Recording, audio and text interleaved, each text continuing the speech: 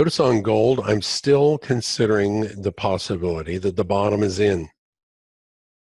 That is my main count. And Hertz thinks so because it's labeling that as a 40-week cycle trough. That most recent low, it is labeling it as a 40-week cycle trough. Now, it's no, so that's why I'm not giving a date range there. It's putting a triangle in that location. Seemed to be some high degree of interest in seeing what the gold composite line looks like these days, and I'll show it to you.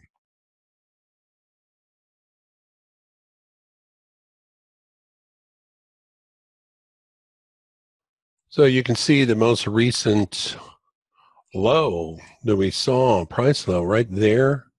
It is calling it a 40-week cycle trough. And if you zoom way in over here, it's expecting some more upward movement through about June 5, and then a dip down through June 11, and then just more upside. And so this initial leg up would be into this 20-week cycle peak. The earliest the composite line would suggest a top inside of that right now would be late July.